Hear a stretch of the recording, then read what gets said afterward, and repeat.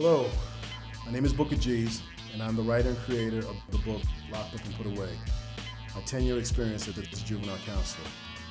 Today I intend on reading the first chapter, and I hope you enjoy it. Thank you.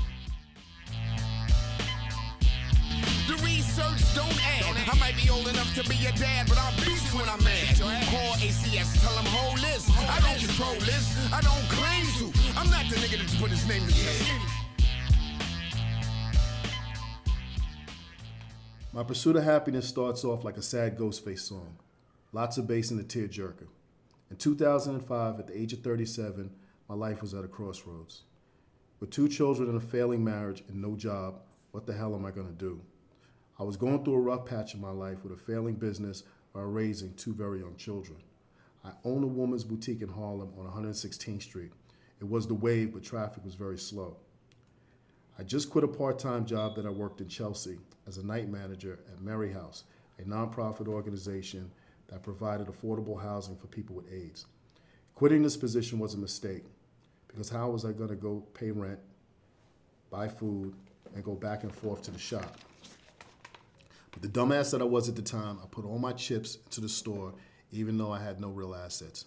There were times we had to go to my mother's house just to feed the kids. It was depressing. But I kept my head up because I had these fire-ass designs that I printed on t-shirts, which are photos of my father took. My father was a photographer in the 60s. He died before my 4th birthday in a car accident from a drunk driver. We saved all his prints and I used some of the designs on my t-shirts. Now your next question might be, how did a guy from the Bronx get into designing women's clothes? Simple. My grandmother was a sewing teacher at IS 183, a school in the South Bronx. And out of 4 of her grandchildren, I was the one that gravitated to sewing and making clothes. I started out making pillowcases, and then in high school, I was charging people to put permanent creases on jeans. I was on a mission to become the Dapper Dan of the Bronx, but unlike Dan, I just focused on women's wear. First, I was making outfits for strippers and for women that went to music industry parties, and then after becoming a father, I toned it down and created a women's t-shirt collection. It was a clothing line that I created after working for a clothing company in California called Gold Sport. The money I made from that experience was enough to develop a website, which was an online women's clothing company consisting of t-shirts and accessories, hats, bags, and jewelry. My boy Daryl, a friend from college, was working for Nappy Jeans and attended a clothing trade show and met this woman that was looking for a designer. Her name was Susan Arnold, a redheaded white woman in her mid-40s. Knowing Daryl, he was trying to hit it, but then realized it'd be a great opportunity for me and put me on. I met up with Susan and Daryl at the Bad Boy office in Midtown Manhattan. Daryl was down with the Hit Squad, which was Puffy's production team. Susan was impressed with my portfolio and wanted to send my designs to California to show the jean manufacturer, who was produced several lines along with Gold Sport. The manufacturer's name was Mr. Lee, an Asian guy who wanted to work with me on producing the collection.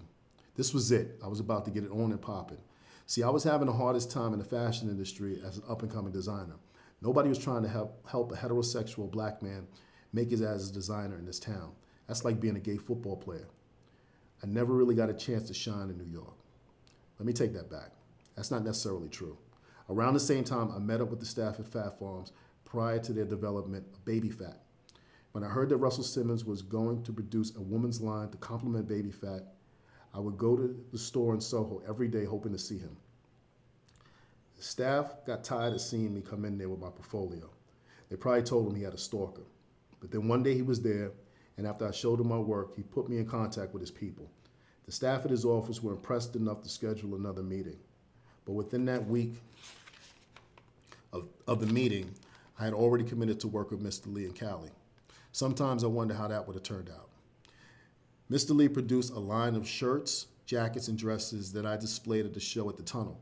In the 90s, the Tunnel was the hottest hip-hop nightclub in New York City. So to display my work there was a good look. The show was off the hook, and it was a great send-off to show my potential and cement the beginning of my business venture with Mr. Lee. He arranged to send me out to California and stay at a hotel for a week and then his place the second week. The plan was to put together a 25-piece collection to be presented at the Magic Show in Vegas, and he was forking the bill. Susan was going to manage the line and represent us at Magic. But by doing this, she was going behind the back of her boss because she was the production manager at Gold Sport.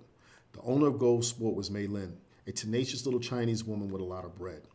She was about 4'9" tall, with the business acumen of a Wall Street banker. She ran her business like a drill sergeant. Mei Lin started Gold Sport at the suggestion of Bob Wang, who was a California businessman that did a lot of business from the U.S. to China. He kind of hustled the idea to Mei Lin that Gold Sport would be a great investment. Mr. Lee produced the denim jeans for Gold Sport and was very close to Mei Lin. They were both from the same countryside in China. Susan underestimated the relationship between Mr. Lee and Mei Lin. So when Mei Lin heard about me, she wanted to meet me. Susan was so nervous she thought Mei Lin would fire her. It told Mei Lin it was always her intentions to introduce us. Gold Sport was in desperate need of a designer. And the crazy twist is that Gold Sport was a bullshit line that Bob Wang created with Saul Sinai as a designer and Mei Lin's money. For those who don't know, Saul Sinai was a top urban wear designer in the 90s. When Mei Lin agreed to put up the money, she was made to believe that it would be Saul's good designs, but it was Saul's worse. To Saul Sinai, it was easy money, and nobody knew that he was affiliated with Gold Sport. This dude gave them designs based on team colors on sweatpants and hoodies, the corniest, wackiest shit you ever saw. When I met up with Mei Lin, she thought the gods had sent her a gift. She told me that she would pay me $200 to design. So I got on my grind, and I had Susan buy me hip-hop and skateboard magazines and Scotch tape. In my hotel room, there were pages everywhere on the walls. I came up with 30 different pieces, and to her word, she cut me a check for $6,000 and offered me a contract to be Gold Sport's full-time designer. I couldn't believe what was happening. When I showed up at the showroom, the entire staff treated me like royalty. I had my own office, my own production team, and the only person I answered to was Mei Lin. Whenever she walked through the showroom, the entire staff was shook. Behind her back, they called her the Dragon Lady because she cracked a verbal whip. The only time she smiled was when she saw me. She was convinced that I was the answer. She told Mr. Lee that I was signed to Gold Sport and would no longer be working with him on my collection. She even paid him back the money he put out for the hotel bill. At the time, I couldn't turn down the money, and Mr. Lee couldn't afford to keep me in the hotel. I felt bad, but Mei Lin was my only chance to succeed. She promised me that when I boosted sales of Gold Sport, she would back my clothing line. When Saul Sinai found out, he was pissed, but nothing in their contract said that Gold Sport had to exclusively use his designs, or they couldn't promote a designer. He was just entitled to percentage of sales. He had no wins. He never thought she would do this. Mei Lin rode me like Puffy did Biggie. She saw me as a golden goose that was going to bring Gold Sport into prominence. She flew me to Dallas, Texas for a meeting with J.C. Penney's. I was sent to Taiwan to source out the fabric, and after the fabric was selected, I was sent to China and stayed at Mei Lin's apartment in Hong Kong. My chaperone was a man named Mr. Lin, a well-dressed, middle-aged Chinese man who met me at the Taiwanese airport with a sign that had my name on it. What a welcome mat. In the Bronx, we call this the get down. At this point, nobody could tell me shit. He took me everywhere in Taiwan. We went to his friend's restaurant where we drank beers all night, and after that, they took me to a place where there was karaoke being played on a huge wall in a private room, and these beautifully half-dressed Taiwanese women fed us grapes. I was on cloud 9, and I said to myself, my dudes back in NYC wouldn't believe this shit. Somehow I made it back to the hotel, and when I woke up, there were 2 women in bed with me. I thought I was dreaming. This was beyond anything I could imagine. When Mr. Lin took me to China, we went to the same place, same type of place, but the women looked like little girls. I told him I wasn't feeling it, and he said I would offend the owner if I didn't leave the place with one of the girls. They looked 14, and much to the disappointment of Mr. Lin, I refused to accept any of the girls, and I could tell he wasn't too pleased. But I told him, I can turn down your generosity and it shouldn't offend you. They couldn't force me to do anything, but later Mr. Lin respected my stance. The next day when we got to the production site in Midland, China, it was like a fortress. It looked like 600 years ago it was owned by the Ming Dynasty. There were giant doors at the entrance that needed 2 men to open. As I walked through the production site, I saw the labels of so many reputable clothing companies, and then it hit me. Mei Lin was the sweatshop queen. She was responsible for the production of more than 5 different American clothing lines. Then I realized how she got a pot of gold. They treated me like a king. The only thing I would eat was seafood, so they blessed me with shrimp the size of buffalo wings along with fresh vegetables every night. When we ate, they allowed me to say the prayer even though they didn't understand me. They were very humble, and all the people that worked for Mei Lin lived on the production site. It was crazy. These people worked long hours with no breaks. A horn went off to tell them the day was over and when it began.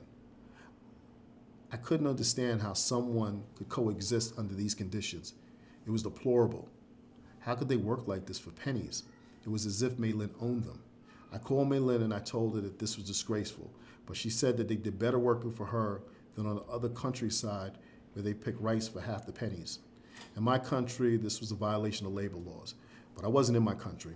I had to accept my situation as just a product of my success. My presence changed their daily routine. This wasn't the highly cultivated city of Hong Kong.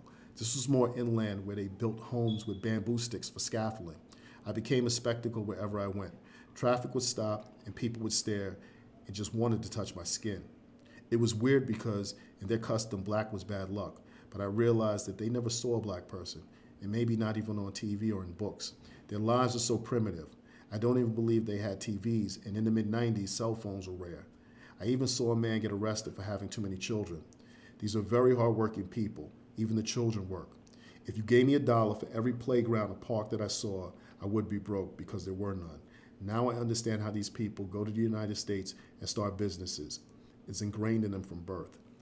The entire experience was culture shock to me. Here I was, a dude from the Bronx in the middle of China. I started to get homesick. Once all the pieces were assembled, I flew back to California to prepare for Magic in Vegas. But something was different. While I was overseas, Mei Lin stayed in the States and hired this white dude from Texas named Tom Dooley that worked for JCPenney and was at the meeting I attended. He convinced her that as the president of Gold Sport, he would help them grow the company and get it in more stores. She made him president and changed everything. My power was gone. My staff was gone. He even got rid of Susan. I was cool with the advertising director, Miguel Gomez. He told me that our days at Gold Sport were numbered with Tom running the company. Miguel was about to put a hit out on Tom and try to scare him out of town. I told Miguel it wasn't worth it. I said Mei Lin isn't going to let us go. Miguel was a second-generation Mexican-American who was boys with the rap group Cypress Hill and helped them promote their clothing line. Miguel was very important. He plugged Gold Sport with Los Angeles radio stations and in the hip-hop magazine rap pages, and even got Jamie Foxx to do an ad. Without him, Gold Sport would have never got attention. We thought we were good. But when I met up with Tom, something about him wasn't right. He drove me to my hotel room one night, and as we sat and talked, and the sun was settling behind the mountains in the Pomona Valley, a glare must have obstructed his vision, and he ran over a cat that was crossing the road. I thought he would pull over, but he kept on driving. He even laughed about it. I felt the evil in his heart and started to think Miguel was right. After the collection was prepared for Magic, I had Miguel take me to the airport, but we sat at his crib and we smoked cloves and drank Hennessy, and I ended up missing my flight. So after I set up my flight for the next day, Miguel gets off the phone and says, "This motherfucker just fired me." I was like, holy shit. Miguel said I was next. I called Mei Lin and she assured me that my job was secure. I felt bad for Miguel, but I had to fulfill my own dreams. When I got to New York, Miguel told me that Cali was blackballing Gold Sport because he gave the streets and radio stations the scoop on Tom and Mei Lin. He said that they were trying to get paid off the culture and didn't employ minorities. I was stuck in the middle, so I focused on promoting Gold Sport in New York. I had boys like DJ Kid Capri and Sadat X of the rap group Brand Nubians to help me advertise it. I just saw it as an East Coast, West Coast beef. It was going on at the time anyway. But then Magic came and went, and nobody sent for me to be there to promote the line. I realized I was getting the shaft. A week later, Tom met me at the ESPN restaurant on 42nd Street and told me that they were voiding my contract and that the collection didn't sell at Magic. I was stunned. Miguel was right. This dude was a snake in the grass. What he did was have Mei Lin lean more towards Saul Sinai stuff and didn't display any of my good shit. Someone later told me that out of 30 of my pieces, they only had 8 and put them behind Saul's pieces. Gold Sport did bad at Magic. Tom tried to tell me that they were letting me go because my stuff didn't sell. Tom was a 6'2", middle-aged white guy, but I didn't care. I threw my drink in his face and walked out. It was then that I started my own clothing line. It was an underground women's t-shirt collection. The money I made from Gold Sport, I invested in creating a website which was an indies type of streetwear featuring images focused on civil rights leaders, old school hip hop flavors from the early 80s, and my father's images. In the beginning, I was a new wave in Harlem. I had flyers in every store and an ad in the Amsterdam newspaper. I combined the t-shirts with bags and hats made by this sister named Kelly Fresh. She was a funky and very earthy soul sister that was a true free spirit. Her energy was perfect for the shop. We took turns working there. The vibe was great, and we were the buzz on the street. But only Kelly stuff was selling, and it got tight. I had to power another move. To generate more money for the business, I joined Project Enterprise, a nonprofit organization that helps small businesses get funding. I had to attend meetings and do shows with them for a small business loan. But a week before I got the loan from Project Enterprise, I was stuck with the dilemma just about every loving father is confronted with, and that was getting custody of my children. On the 4th of July in 2005, I remember it like it was yesterday. I set up a table to work a street fair at BAM in Brooklyn, and on that day, it was scorching. I had the kids with me, and it was borderline child abuse that I had them out there in the heat that day.